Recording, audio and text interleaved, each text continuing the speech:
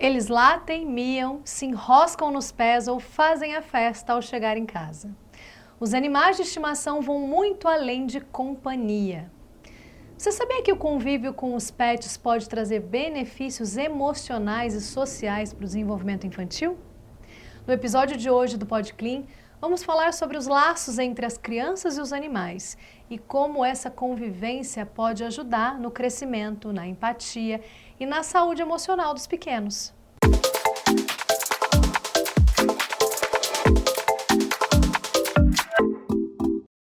Olá, eu sou a Bruna e esse é o PodClean, o podcast da Clean.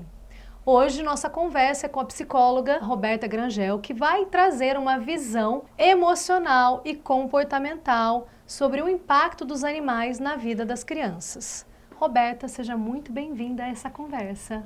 Olá, prazer, muito obrigada pelo convite e a oportunidade de estarmos aqui conversando um pouco sobre esse tema que é tão importante e que faz parte aí do cotidiano e do dia a dia das famílias e das crianças. Queria que você se apresentasse um pouquinho para quem está assistindo. Você trabalha com que público? Você trabalha em clínica? Conta um pouquinho da sua experiência para a gente. Meu nome é Roberta Grangel, sou psicóloga clínica, infantil e também parental. Trabalho no consultório particular, presencialmente, aqui em São José do Rio Preto e também online. Trabalho com crianças e famílias, justamente ajudando o desenvolvimento infantil e olhando também para a saúde mental daqueles que cuidam das crianças. Roberta, do ponto de vista psicológico, o que significa para uma criança crescer ao lado de um animalzinho de estimação? Para uma criança, crescer ao lado de um animal é algo extremamente rico, no sentido de que a criança consegue desenvolver habilidades emocionais, sociais, ela passa a ter uma companhia, ela passa a também ter um senso de pertença, de responsabilidade, ela consegue aos poucos perceber que tem um outro ser vivo ali, que embora não seja um outro irmãozinho, mas que é alguém que vai sentir dor, que vai sentir frio, calor. Então ela consegue desenvolver o senso de responsabilidade, de empatia.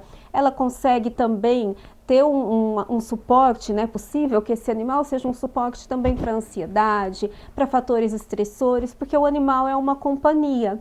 E é uma companhia afetuosa, é diferente de a criança ter, por exemplo, uma pelúcia, pelo contrário, porque é um ser vivo, né, que se conecta muito bem com a criança, que se conecta com o ambiente familiar e a criança vai percebendo isso no animal, isso é importante para que ela vá desenvolvendo habilidades emocionais, habilidades sociais, senso de responsabilidade. Como é que a gente pode fazer com que essa criança ela tenha alguma responsabilidade sobre o animal? Quais habilidades aí que a gente consegue ensinar para essa criança?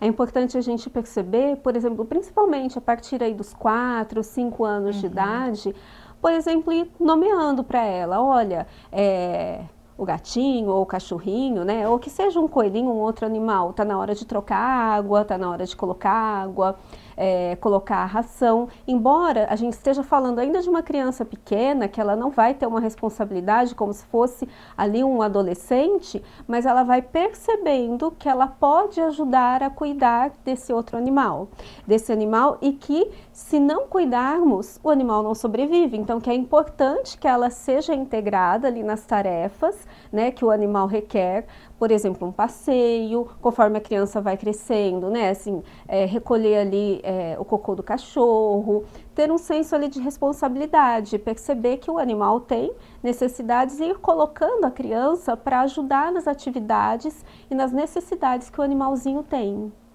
Roberta, em relação às crianças atípicas, também há um ganho para essa criança, essa relação com o animalzinho?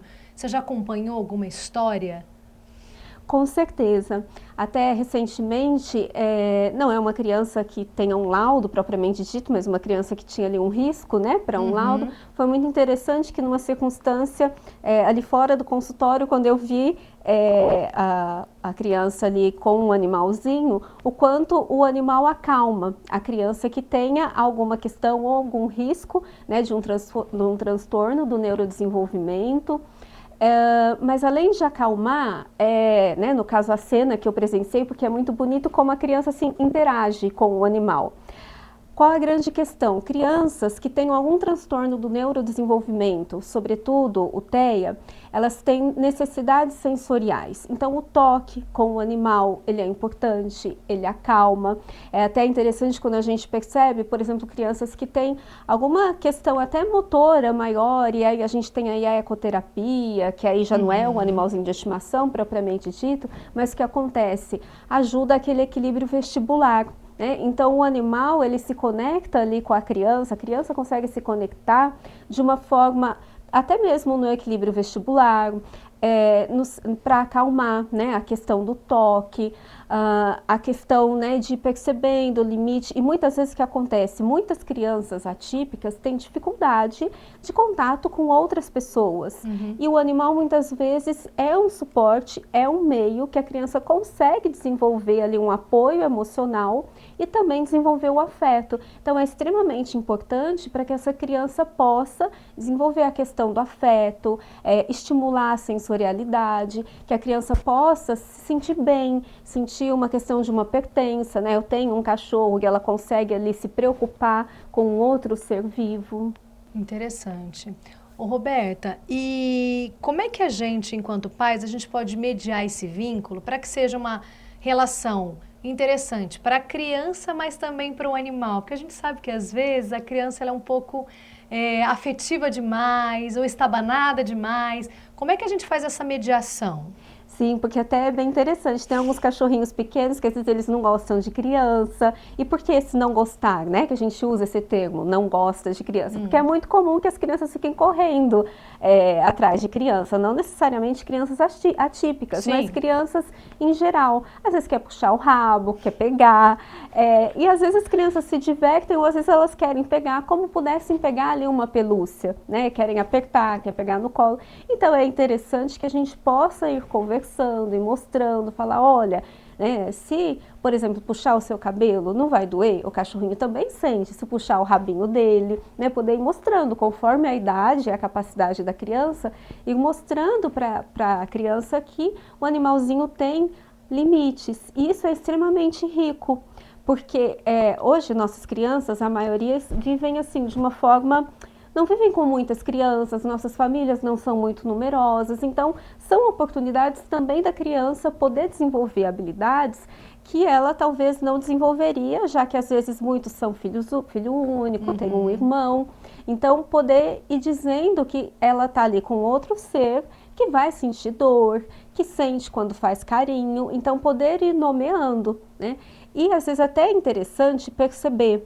Por exemplo, às vezes raças maiores, elas têm uma tolerância maior para ficar com crianças, né? Até porque elas têm uma suportabilidade maior, não que a criança vai judiar, mas é diferente, por exemplo, um cachorro maior, né, do que um cachorro pequenininho que é mais delicado. Então, quando a gente tem a possibilidade de escolher uma raça que tenha um comportamento mais propício para estar com crianças, é interessante.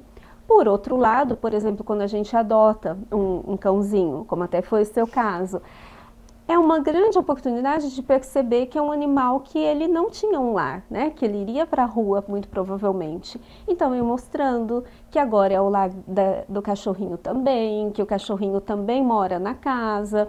E aí, ir nomeando e mostrando, né, para a criança que o animalzinho tem limites. É uma dúvida minha agora. A Maia que escolheu o Bingo, né? O Bingo a gente adotou numa feirinha de adoção lá do condomínio. E quando a Maia viu o Bingo, ela falou, eu quero esse cachorro, eu quero ele. Tinham outros, ela escolheu o Bingo escolheu ela, né? Eu costumo dizer. E ela fala que ela é a mãe do Bingo. Tudo bem a gente deixar isso, a criança se intitular mãe, pai, assim, do animalzinho de estimação? Eu penso que sim, né? Desde que também ela perceba que é como de uma forma afetiva, de uma forma um pouco simbólica, né? Que ela perceba de alguma forma que tem um certo limite aí. É claro que, assim como hoje muitas famílias, né, muitas pessoas falam, né, mãe de pet, pai de pet, Mas me parece que é mais algo do simbólico, pelo que Sim. você está contando, do que aquela coisa de, agora, não, é meu filhinho. Parece que seria como algo, talvez como da boneca, assim, um pouco Sim, mais. sim. Penso que é um pouco isso, né? E permitir ela ir percebendo que, né, que ele é um cachorrinho, né? E essa coisa do simbólico, do brincar. E E é, respeitando que é um ser vivo, né? exatamente. Até acontecem situações, por exemplo, ah, tá na hora de passear, tá na hora de... Ai, não quero mais esse cachorro, né? Ah, Traz isso, eu falo, então, mas por exemplo, não dá pra gente, o Bingo a gente adotou ele, não dá pra gente agora colocar ele na rua, ele faz parte da nossa família. uhum. Eu acho que há tantos aprendizados nisso. Com certeza. Até perceber, né? Porque é interessante, não é algo assim como um brinquedo que você vai lá e encosta. É um grande salto, né? Assim, uma possibilidade de crescimento, porque de fato o cachorro ele fica menos estressado se ele passeia. Então é uma possibilidade de desenvolver um senso de responsabilidade. Então não dá, né, para fingir que agora é um bicho de pelúcia. Não, é um bichinho que ele vai sentir fome, que ele vai ficar nervoso se ele não passear. Então, poder ir conversando com a criança e mostrando isso mesmo, falar assim, ó, não dá para devolver, a gente pegou ele, nós temos responsabilidade para com ele. Também uma dúvida pessoal, vou aproveitar que a Roberta está aqui para tirar essas dúvidas. É, de uma criança próxima que tem medo, mas medo assim de evitar ir para minha casa agora porque o Bingo tá lá. Como é que a gente faz para aproximar essa criança que tem um medo grande desse animalzinho de estimação? A ideia seria sempre aproximações sucessivas, assim, devagar, né? É uma criança que já sofreu alguma uma mordida, alguma Não, coisa assim, algo... não, não é. Não consigo entender de onde vem o medo, mas especificamente está acontecendo isso, né? E eu vejo que outras crianças também. Ah, eu tenho uma outra amiguinha da Maia que ela tá com resistência de ir em casa porque o Bingo tá lá agora. Eu tenho medo, eu tenho medo, eu tenho medo. E Ah, corre assim, né? aham. E aí a gente tenta mostrar, ah, é um cachorro dócil, é um cachorro amoroso, mas acho que por ele ser ainda um bebezão, né, e ser um pouco, ele é pesado, né, acaba pulando e Uhum. assustando. Então, aos poucos, a gente vai tentando fazer E essa mediação. Isso, porque, por exemplo, uma ideia, independente de ser criança ou adulto, quando a gente dá a mão para o animalzinho, para ele cheirar, ele percebe que a gente não é um perigo. Então, Sim, talvez mostrar para a criança assim, olha, você mostra para ele que você não vai agredi-lo, né? E assim ele também vai perceber, porque muitas vezes quando o animal ataca, embora eu não seja veterinário, mas a gente acaba, né, como gosta de animais e de crianças, se o animal não se sente ameaçado, muito provavelmente ele também não vai atacar. Então, assim, deixa cheirar a mãozinha, ou então, às vezes, faz um carinho, mas eu tô aqui segurando a cabeça do cachorro, então ele passa a mãozinha aqui mais nas costinhas, né, da criança, do animal, se for o caso de uma aproximação real, porque é uma ideia assim, olha, ele não vai morder, porque se ele fosse morder, ele ia direto morder no adulto, não na criança, né, assim, então mostrando para a criança, olha, ele é dócil, né, assim, você pode ver ele se você quiser, se você não quiser, a gente deixa ele fechado um pouquinho, né, também, porque tem pessoas que usam aquele recurso assim, ai, vamos colocar o cachorro e vai ver de uma vez. Acho que é tentar ir aos poucos, mostrando para a criança, né, assim, que ele precisa conhecer, que às vezes ele vai precisar cheirar para conhecer, que é a estratégia que ele tem para ver que está tudo bem, e mostrar para ele que está tudo bem. E aí a criança também aos poucos, né, respeitando ali o limite de ambos. é isso. Para encerrar, Roberta, esse primeiro contato. Ah, existem idades ideais para a gente colocar, para a gente fazer esse primeiro contato da criança com um animalzinho de estimação? Muitas famílias acontece de ter um animal de estimação e a família, a mãe, né, ali ficar grávida e já existir um cachorrinho, um gatinho. Aí não tem o que fazer, aí é uma questão de possibilitando que ambos se conheçam, né? Sim. Seja ali com o cheirinho da fralda, com o cheiro da roupa do bebê, né? Fazendo essa aproximação sucessiva. Quando a gente fala, né, de uma família que já está ali, a criança já, né, que nem no caso dos seus, que você já tinha as crianças, por exemplo, pense que a partir ali de uns 4, 3, 5 anos, que a criança começa a perceber noções um pouco de responsabilidade, de limite que ela vai entender. Porque, por exemplo, uma criança muito pequena vai ser difícil, porque ela está ali. Por exemplo, vamos imaginar uma criança de 1 ano e meio, 2 anos, né? Ela está desbravando o mundo, ela anda para todo lado. Imagina, ela vai querer pegar o cachorro a todo custo. Puxar o rabo do Puxar o cachorro. rabo. Então, quando ela já tem um pouquinho mais de idade, até uns 4 anos, se a gente pensar, ela consegue perceber um pouco o limite, perceber um pouco melhor os comandos que a gente está, e fica menos sofrido e mais proveitoso para todos também. Existe algum cuidado importante que a família que vai comprar um cachorrinho, adotar um cachorrinho, deve ter antes de um cachorrinho, um gato, um porquinho da Índia, né? Uhum. Porque hoje a gente tem tantas opções que essa família deve ter antes de trazer esse animal para casa? Talvez conversar com a criança, falar que vai ser um animalzinho, que ele vai ter necessidades fisiológicas, que ele vai comer, que ele vai se alimentar, que vocês vão precisar cuidar dele. É importante que a família tenha em mente que o animal vai precisar ser vacinado, que vai precisar ir ao veterinário, né? São responsabilidades que a gente acaba tendo, e talvez deixar a criança ciente de que, assim, não é como um brinquedo que a gente encosta, né? É um ser vivo, que tem afeto, né? Tem estudos que comprovam que o animal reconhece, né, o nosso tom de voz, que ele tem uma memória olfativa, e sem contar, né, estudos que comprovam o benefício que faz também para a criança. Por outro lado, o ser vivo, né, o animal, ele também tem sentimentos, comprovadamente. Então, poder ir conversando isso com a criança e preparando que a casa vai precisar se adaptar um pouco. Crescer com um bichinho ao lado é muitas vezes crescer com um grande amigo, um companheiro para as brincadeiras, os silêncios e as descobertas. É um laço que ensina sobre cuidado, empatia, amor e que pode transformar para sempre a forma como uma criança se relaciona com o mundo. Obrigada, Roberta, por esse papo importante. Eu que agradeço. E obrigada a você que esteve aqui com a gente. Até o próximo PodClean.